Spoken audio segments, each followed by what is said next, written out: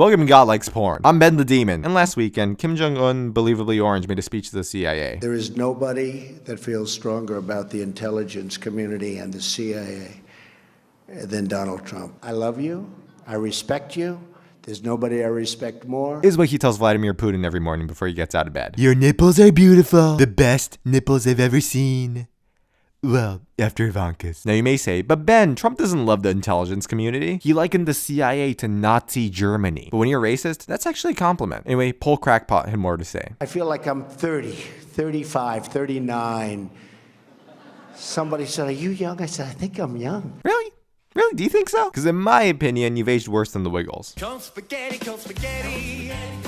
Cold spaghetti, cold spaghetti. It just looks like they're molesting the air. The one time an Asian gets to be on TV, he's gonna join in on this fucking shit fuck of a dance. If I want to see a bunch of white guys lead an Asian to his ruin, I'd go to a Japanese internment camp. Anyway, let's get back to the guy whose head is covered in cold spaghetti. So a reporter for Time magazine, and I have been on their cover like 14 or 15 times. Like if Tom Brady's on the cover, it's one time because he won the Super Bowl or something, right?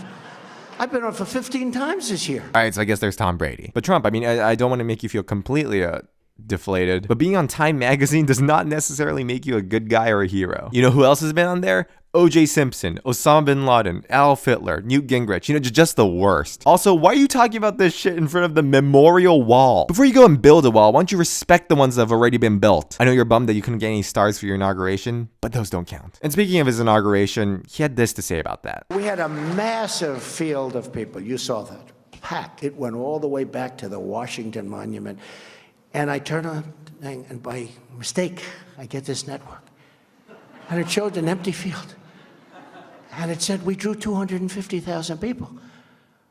Now, that's not bad, but it's a lie. When you say, but it's a lie, I'm like, but that's a lie. See, I ain't okay with this. That is a crowd clearly not reaching the Washington Monument. Seriously, look at that. Trump's inauguration was as empty as his soul. For real, the only thing more barren was Melania's son. Which, by the way, what the fuck was Melania Trump wearing? She looks like she's about to be mummified by Chanel. Are you sure you're a model? Because to me, at least, it seems like you're getting your fashion tips from a burrito. Also, as a side note, some have been saying that those big white sheets were there to protect the grass, but that's actually a misconception. In reality, the white sheets were there to commemorate Trump's biggest fans. But it gets worse. After this, White House press secretary and bloated testicle Sean Spicer had this to offer about his boss's inauguration. This was the largest audience to ever witness an inauguration, period. Both in person and around the globe. Okay, first of all, holy fuck, your forehead is huge. It's definitely bigger than the majority of black dicks. Seriously, your forehead is so big it has its own economy. I just want to use it as a coaster or fucking something. It's so big it's wasteful not to use it. Can we drill it for oil? Like, we have to use it for something. More importantly, Trump's inauguration's audience was not the largest audience to witness an inauguration. And we don't have to go back far in history to figure that out. Look at this side-by-side comparison of Obama's first inauguration and Trump's. See a difference?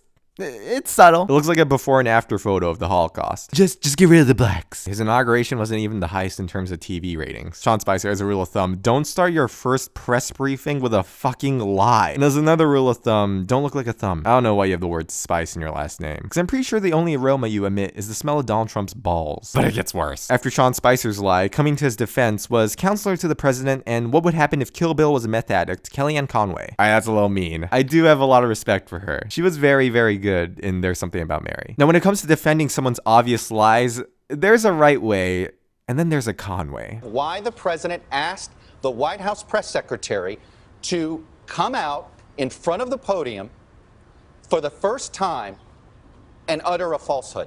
Why did he do that? It undermines the credibility of the entire White House press office on day one. Don't be so overly dramatic about it, Chuck.